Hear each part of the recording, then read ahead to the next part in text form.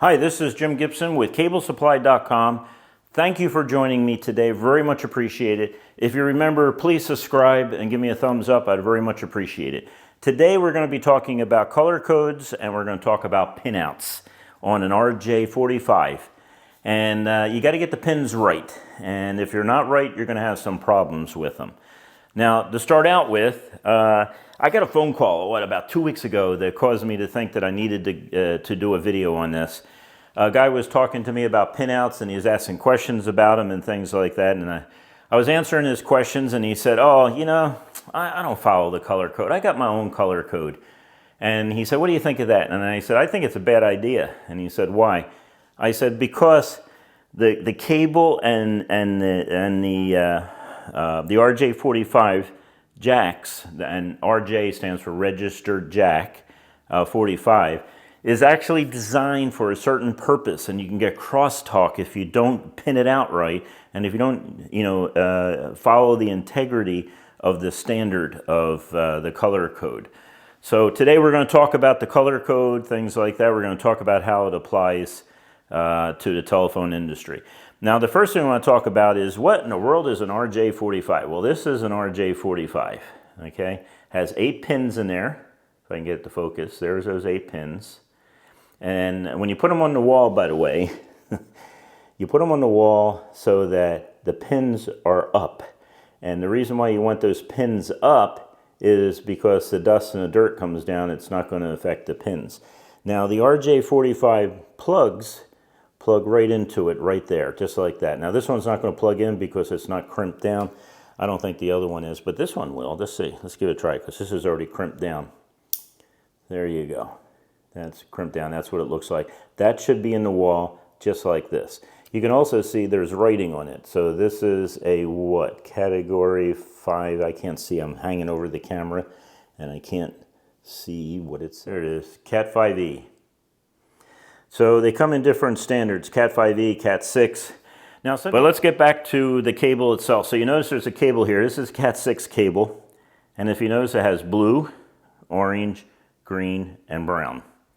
And that brown may not come out too cool on the camera. It looks like black, actually, to me. But it's blue, orange, green, and brown. And they're all twisted. And if you notice, and this is some of the things you should know if you're a cabler, the twists here are different. Each twist is, some are tighter, some aren't as tight, things like that. And that's to disrupt the crosstalk between the pairs. And of course in Cat 6 and some other categories, you're going to find one of these little twisters here that separate the cable, the separators. And they keep the cables separated, but they also twist. Now, there's real neat reasons why there's multiple twists and why the twist is in a certain way and why there's a separator and everything else. And the reason for that is because you're passing over this electronics that pulsate, kind of pulsate, whatever. And it's sort of along the lines of antenna design and radio wave propagation and things like that. Where if you twist the cable, more likely the signal will stay on the cable. But if you have cables running parallel to each other and they're completely straight, it will go from one conductor to the other conductor. So twists are important. And but today we're going to talk about pinouts, and we're going to talk about the color code. We're going to talk about where it came from. We're going to talk about different things like that. So a little history of the color code and why it's important. Okay, so you would think that the IEEE people would be the ones that set up the color code, but it is not. It is the Telecommunications Industry Association, affectionately known as the TIA, and also the Electronics Industry Alliance, EIA. Those two organizations got together to define the standards for unshielded twisted pair. It's also for shielded twisted pair, by the way, but they always say UTP, unshielded twisted pair, color coding for wires and standard pinouts on the cables. Now, you can go to their website. It's www.tiaonline.org or www.eia.org, and you can get some more detail if that's what you're interested in.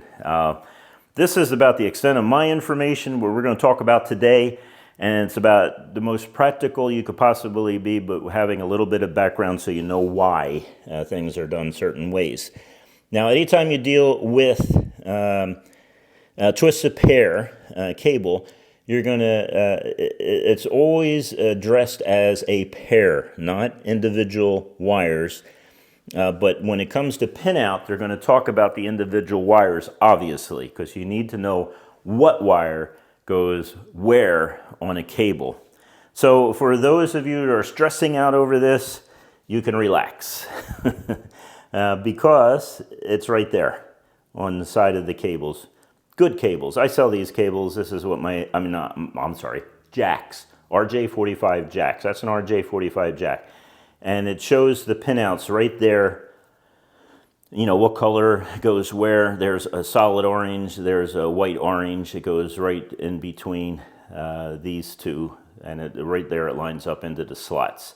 Now this is an RJ45. Where did the RJ45 come from? Well, RJ comes from the word registered jack from the phone company. Yes. And in this particular case, RJ45s that are used now for computer network cabling and, you know, CT, closed circuit TV and other type of devices, always had the same standard. They always use RJ45. Now, the old telephone systems, well, they were RJ11, and they used the center two pins, which is called pair 1, and they're going to be the blue-white cables, and they are polarity sensitive, the old telephones, so you're going to have to pay close attention to how you put these cables in if you're cabling an RJ11 jack. Now, the interesting thing is you can take the mod plug of an RJ11 and it will plug right into an RJ45 jack. So here's a mod plug. This is what they call a modular plug. It's shortened to mod plug. This is an RJ45 that has 8 pins there. RJ11 has 2 pins and sometimes 4 pins. They don't. If it's a true RJ11, it's only going to have 2 pins. Now, what is RJ11 used for? Old telephone systems. It's going to be your fax machines. It's going to be your answering machines. It's old telephone stuff. And you may still see it in the world. And it's called an RJ11.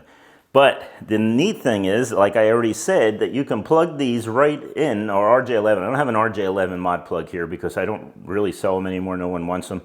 But you can take a male RJ11 and plug it right into an RJ45 and it will work. It's really kind of interesting. We're going to be talking about that, but you also have something else going on. You have 2 standards. And the 2 standards are your T568A and your T568B. Now, I always use the B standard, the 568B standard of pinouts, and that's what we're going to be talking about today. But the A pinout is not that hard to follow. It's there. It's acceptable. It's professional. It's used by people. The only thing you got to remember is that if you're going to cable the jack as an RJ45 jack, you're going to cable it as a T568B, okay? If you're going to cable it that way, then the back of the patch panel, when you punch down your cables in the patch panel, then they're going to have to be a B standard. Now, this is a little bit getting ahead of ourselves, but I'm going to show you the difference between the A's and the B's. Now, here is a professionally made patch cord, and these things are great. They're very inexpensive, by the way. But some people want to know pinouts. They want to make their own.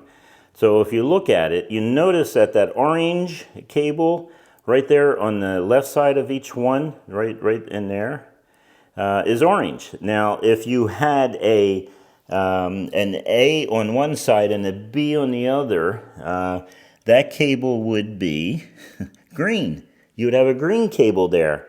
Now, if you see a cable that has orange here, and on the other side of the patch cord, it has green, then you know you have something called a crossover cable.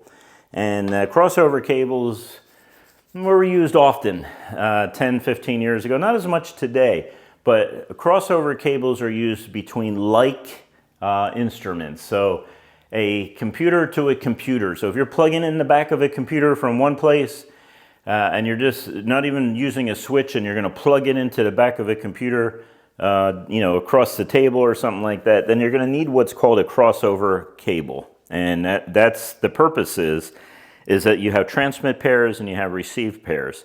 Well, you got to flip them, okay? Because one computer is listening to the transmit side from the other computer and vice versa. So it's always used in like devices. Two switches, no, not switches, let's see, two routers, things like that. It's hardly ever used anymore. But as a technician, what I used to do is I'd have a crossover adapter. So when I was working on networks and all, this little adapter takes me from 568B to a 568A. And again, I always used the B standard when I was cabling. And the reason why you want to use the standard is because someone will come behind you, and maybe it will be you or another technician from your company, and they got to figure out how you cable things. And if you're not following the standard, you're going to have a couple problems. You're going to have a lot of crossover issues. You're going to have a lot of degraded transmissions between equipment, and you're going to make it a nightmare to troubleshoot. So always use the standard. It's not that hard. So now that we talked about the 568A and the 568B, let's take a look at the jacks themselves. Let's use a white one here. It's easier to read. If you notice, it has an A and a B. Now again, I always use the B cable, the B side. So it says pin 1 and 2 is the orange pin on the B standard. So that's the same as what you got here. You got the orange ones, right, going in here, are going to be your B standard, orange first. So if you got orange on the left side, that's your B standard. Come on, focus. There you go. Orange on the left side, that's your B standard. Okay, if it's green on the left side, that's your A standard.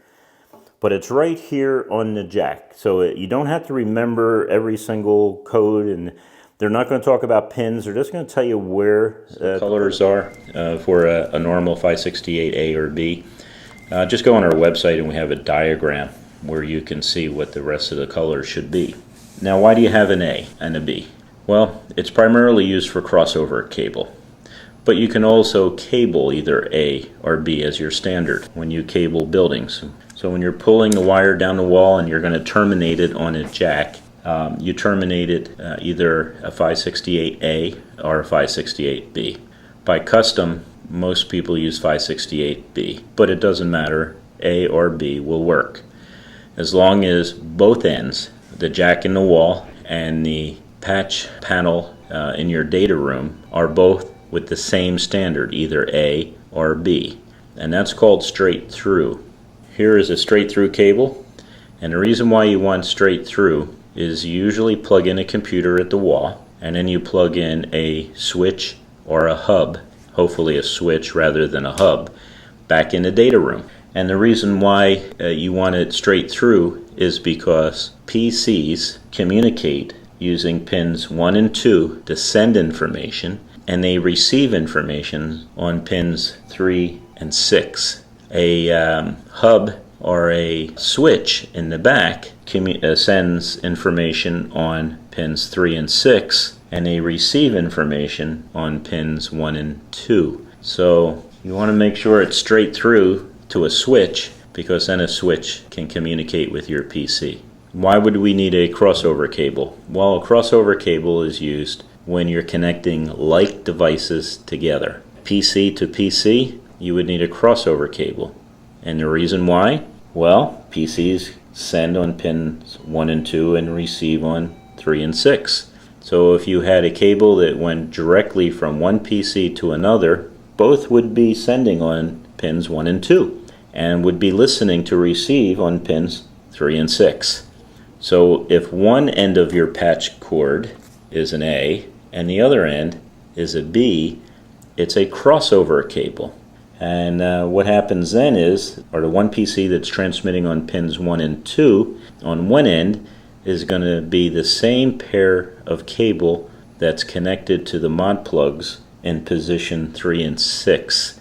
and so they both can communicate to each other, thus the word crossover. The other like devices where you need crossover cables is when you connect two switches or hubs together. That's when you're going to need a crossover cable, just between two switches. So like equipment needs crossover cables, unlike equipment such as PC to switch or switch to routers need straight through pinouts.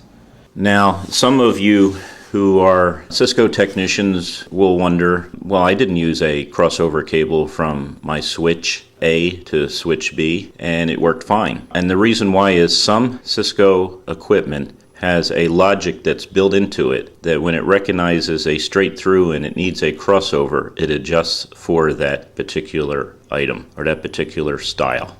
The other thing that you sometimes will hear is a rollover cable. And a rollover cable is not a crossover cable. And what happens in a rollover cable is you take the same pinout as you have here and you just roll it completely over this way and then stick it into a mod plug. And in effect, it would look like this with this little tab on this side. And the only use that I'm aware of is for what's called a console cable used to program the Cisco equipment. On 10 base T and 100 base TX, there's two pairs that are used. So it's your pins 1 and 2 and 3 and 6. However, on gigabit Ethernet, all the pairs are used to send and receive. So you have two pairs sending and two pairs receiving. Okay, so just take a look at these at the end of this cable here. And again, this is called a network cable, sometimes known as an IW. And what we're going to do is we're going to start at the other end and we're going to strip it down and we're going to open up each of these twisted pairs. And we're going to talk about a little bit about this type of cable. So here is the end of the IW inside wire, and we're going to talk about the pins.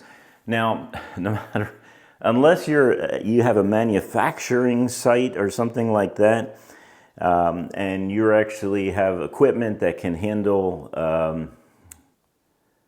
stranded cable, this is what you use. You use solid wire when you're cabling jacks and when you're making your own patch cords.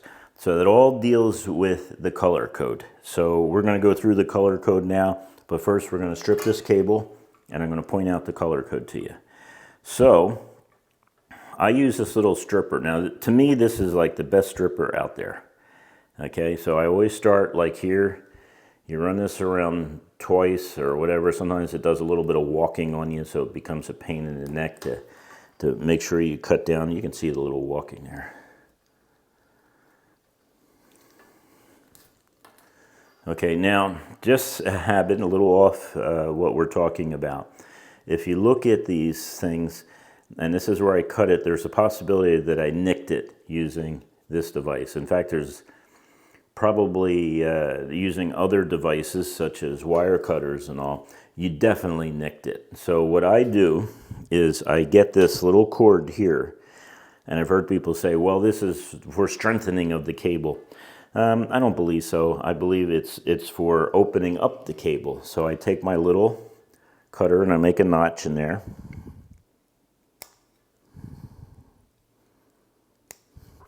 It makes it easier to start this, and then I pull it down. Give yourself some distance here also when you're cutting cable or when you're opening it up. And then what I'm going to do is I'm going to go to where I trimmed it and I'm going to cut off that part. So even if I nick the cable, it isn't going to affect it. Now this is perfect if I'm ready to cable a jack. Okay, well I got to cut this off too, this little extra sheathing here. So if I'm going to cable a jack, this is perfect. This is how you start it and everything else. And of course you lay it down here in the middle, and I'll do another video on how to punch down a jack using the color pinout code on the side of a jack, A and B. Remember we discussed that. But in this case, let's open it up. Let's get it in order. Just get things cleaned up and ready to go. you notice right away that each of those cables have a twist in it. And if you look really close, and I hope you can, you're going to see that the twist, like the brown one right here, has a tighter twist than the blue. And that's very specific. It's engineered a very specific way to limit crosstalk and some other interference that you might have on these type of cables. So also in the center, you have this divider, and if you notice that divider twists also. So the cable sits within the divider, and it has a twist to it.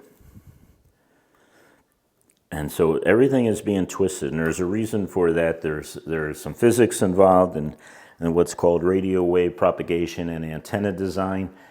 And as long as you twist it, or the tighter the twist at different frequencies, the better it is to hold electrical signals onto the cable. So there's a reason for this twist. And the higher you go, this is a Cat 6, Category 6 cable, so it's going to have really tight twists in here because of the frequency of the transmitting signal.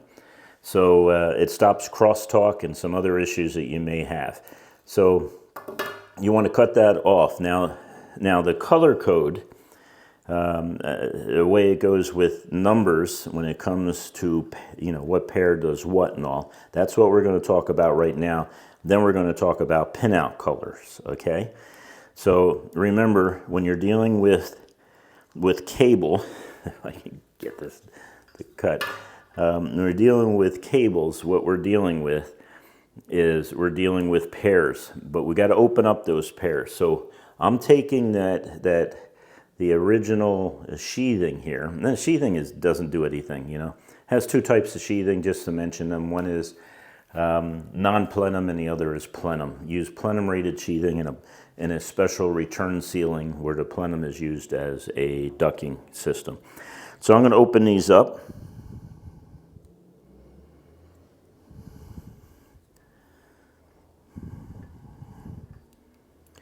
So this is your pair 1, the blue. This is your pair, I'm going to put them in order here. This is pair 2. I'm sorry, say again. This is pair 2.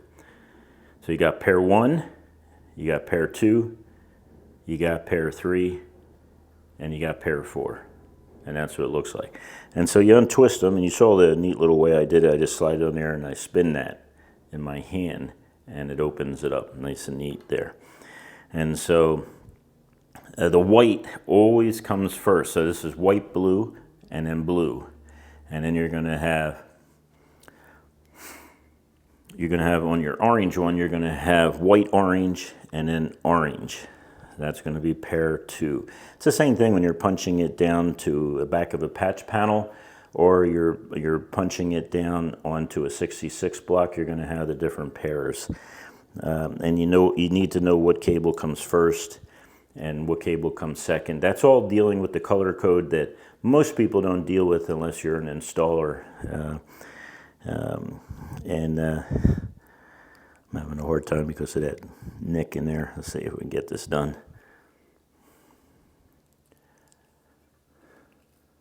So that's how it goes.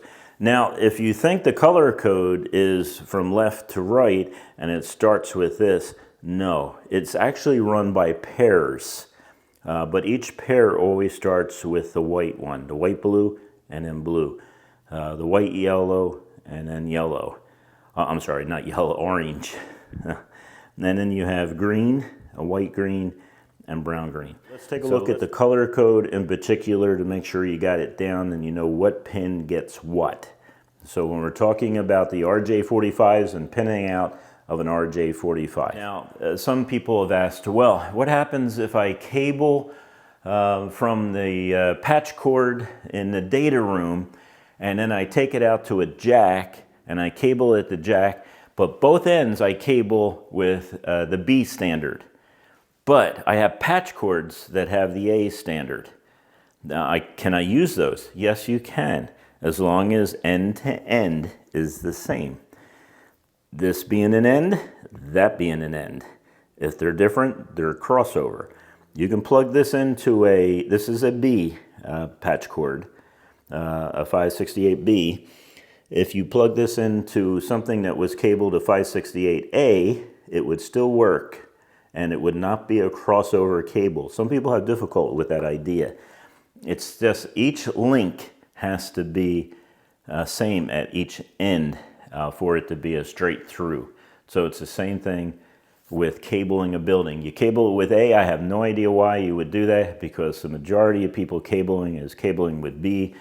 And I know some people are going to send me some notices and tell me that they do it differently.